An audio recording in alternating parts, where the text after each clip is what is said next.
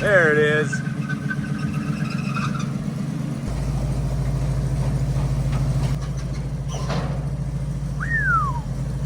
Thank you, Mr. Terry. Yes, sir. We'll see you soon.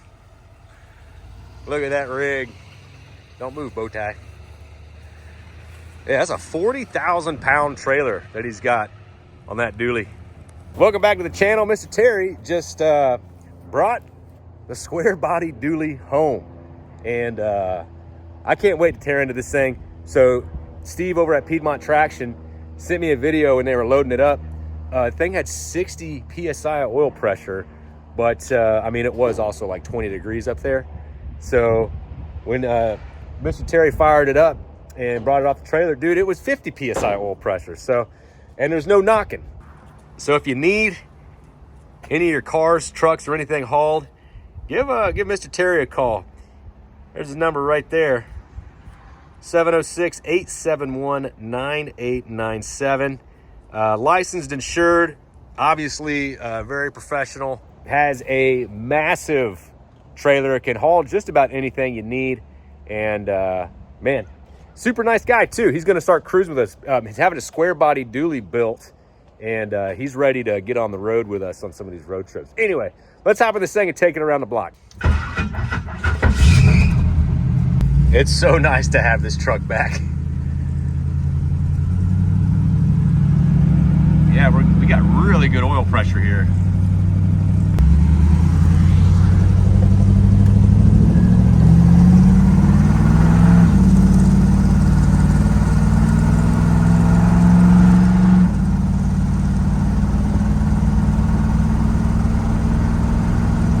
Oh, I'm starting to hear a knock. There we go. We just took her around the block.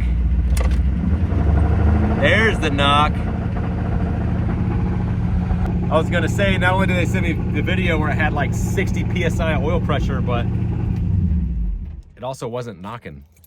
It's 100% knocking. Super happy that this motor that we put in North Carolina can still move the truck around, because moving this thing around without a motor really sucks.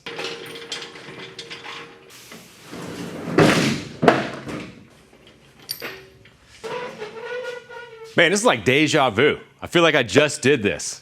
Well, it's probably because I did. Let's tear into this block and see what the heck went wrong and see if this thing is salvageable.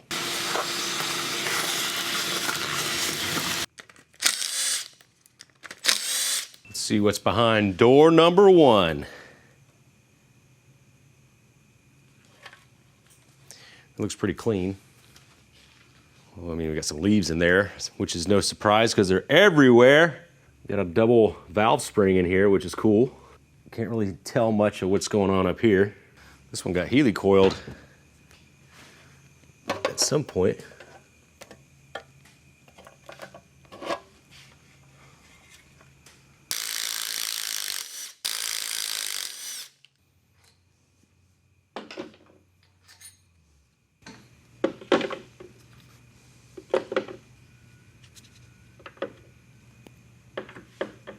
The first thing I'm noticing is these push rods are clogged, and you could see, I don't know if you'll be able to see it on camera, but it's just like straight metal shavings coming out of there.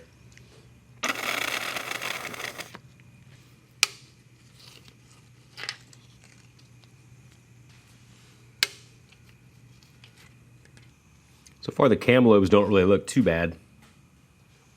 Time to pull ahead and see what these pistons look like. Here I'm not really worried about an order of operation for removal. I mean, you could get technical, but this block's definitely gonna have to be reworked.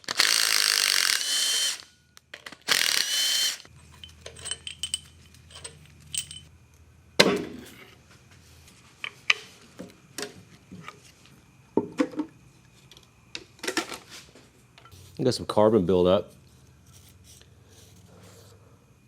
Some of the walls don't look too bad. You can still see the cross hatching on this one though. Not too bad. All right, let's take this other one off. Yeah, you come over here, it's more of the same. You know, you got your carbon buildup. Cylinder walls still have, it's gonna be really hard for the camera to pick up. Where's my light? I mean, the cylinder walls have some scoring, but you could still see cross hatching. Like I said, I don't see any major scratches in the cylinder wall, so I'm very happy with that.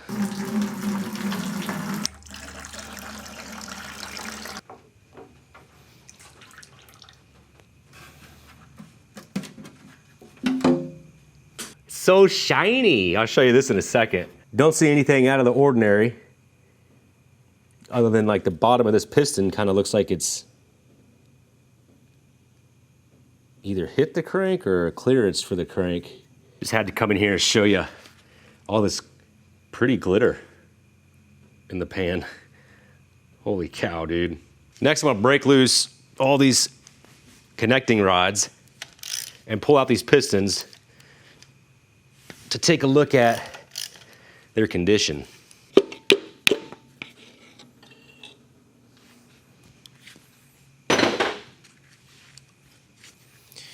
Number one doesn't look too bad, but herein lies the problem.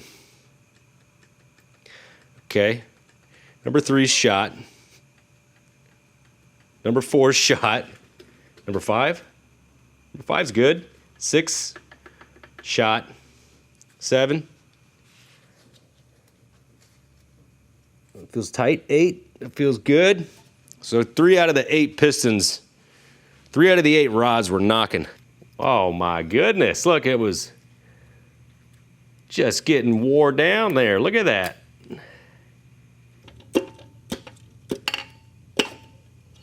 See, this was the piston I was talking about. See how that's worn down right there? It doesn't look like it's been hitting the crank, but it could have been.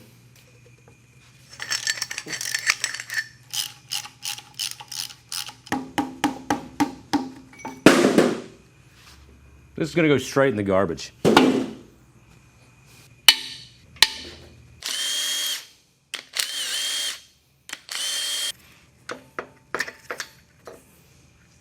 Oh yeah.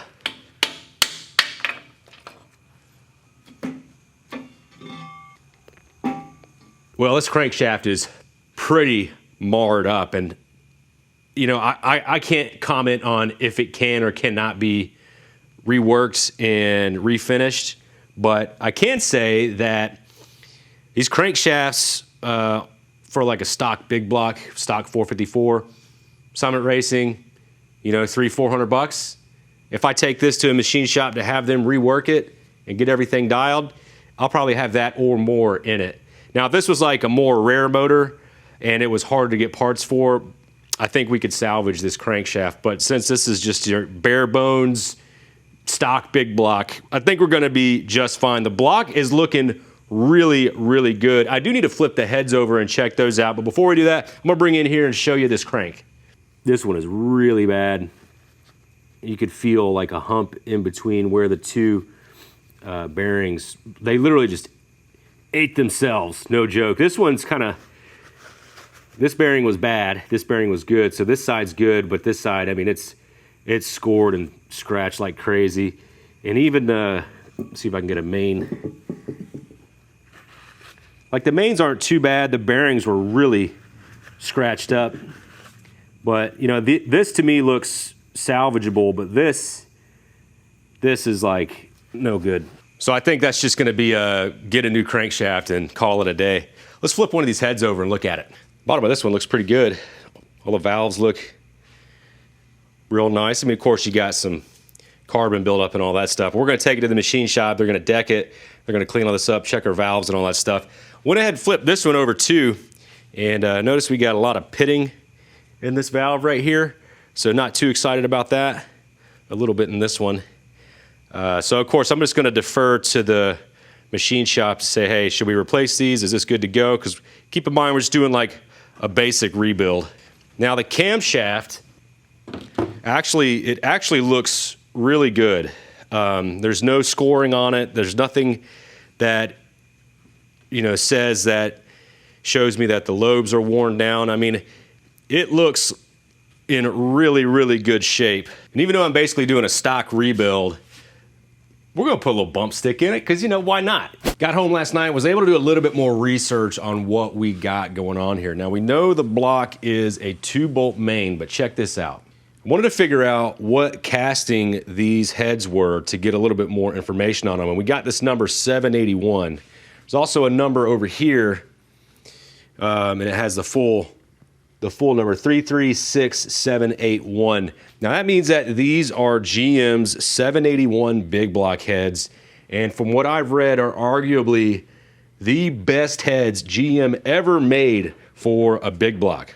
Appreciate my buddy Jay Sutton getting me some information on these heads. He also said that I think it's 049 are another set that are really, really good and very comparable to these. So we know we got an awesome set of heads, and I believe based on the research we can get some good lift out of them, but I don't want horsepower to be the main goal for this build. Now I think I've settled on I want to do a budget rebuild, but that doesn't mean cutting corners and not doing things the right way. The main thing that I was wanting to do was just switch over to a hydraulic roller cam setup, and you know, that's going to be really nice, but at the end of the day, it's a little pricey. Just a set of these lifters, hydraulic roller lifters, was going to be about $600, and I could get a cam kit that comes with a camshaft, valve springs, flat tappet hydraulic lifters, timing chain for like $400 or $500. So I think that's the route we're going to go. Feels like I'm on a daggum TV set here, man. This is nice. Well, now we know what heads and block we're working with. I was curious, what camshaft were we working with? So I wanted to figure out what was our maximum lift on the intake and exhaust. So we have our camshaft here. This is the very front. These first 2 lobes are going to be for your number 1 cylinder. The top one is going to be for your exhaust, and the second one is going to be for your intake. Now, the way that you measure this is you basically measure at the widest part of the cam lobe, and you measure at the most narrow part of the cam lobe. You subtract the widest measurement from the most narrow measurement, and this is basically taking a measurement at maximum lift and at 0 lift. So once you figure that out, you multiply it by your rocker arm ratio, and the rocker arms on this sucker were stock, so it should be 1.7 to 1. And we got a max lift of 425 on the exhaust and a max lift of 375 on the intake. Now I think we can do a little bit better than that, judging by how highly people speak of these heads. But I'm gonna talk with Terry, our local machinist, and we're gonna put a game plan together on what cam we should go with, what valve spring package we should go with, all that fun stuff. We may use the original push rods. We may use some other original parts. I'm not sure yet. We really got to dive in, and I'm going to really rely on his expertise to figure that out. Now that we got basically the block disassembled, the last thing I have to do is take apart the valve train. Now this is actually pretty easy to do, and I have a specialty tool. This is called the VSC 2000. Now this is a Yeah Buddy exclusive tool. Won't be able to find this anywhere on the stores, but let me show you how this works. All you want to do is grab yourself a piece of angle iron, drill a 1/2-inch hole in there, and then you'll be able to install it on the rocker arm stud. Or if you've already taken these studs out, you can install a bolt right through that into the head.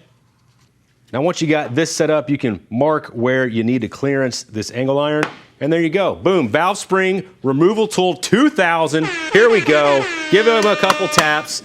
Try to loosen up those seats. Yeah, dude, push them down, grab a magnet. Come on now.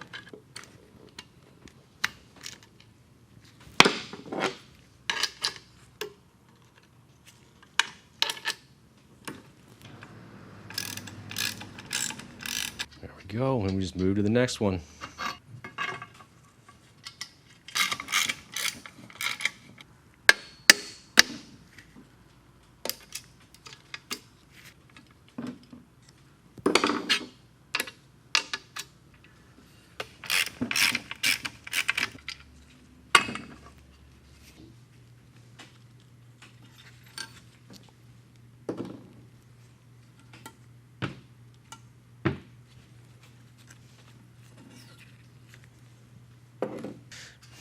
Now that I have all this out, I get to take off the studs and the push rod keepers.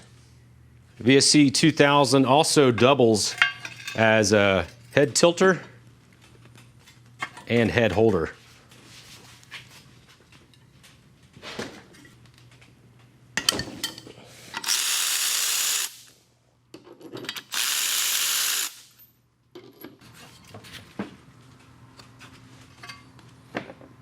Yeah, where the valve meets the head, it's actually really nice. You see, like this one right here is a good example. How everything is just a nice clean ring. That means these valves are nice and sealed and tight. If we look at them up close, we might just clean them up, throw them back in there. If you don't have one of these engine organizational trays, this is such a tremendous help. I got it from Summit Racing for like 40 bucks or something, but it keeps everything exactly where it needs to be. And I just set my pistons off to the side here. Not sure if I'm going to take them down yet. They do seem like they have some resistance, which they're not supposed to. They're supposed to be more like this guy.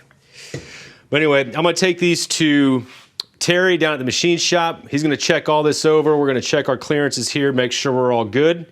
Got my head broken down, ready to load up the block and the heads. And ladies and gentlemen, we have a solid motor to build here, and I cannot wait to get back on it. It's going to take a couple of weeks for Terry to work his magic on it. I got to order some parts. But for now, I appreciate y'all watching. I'll see you in the next video.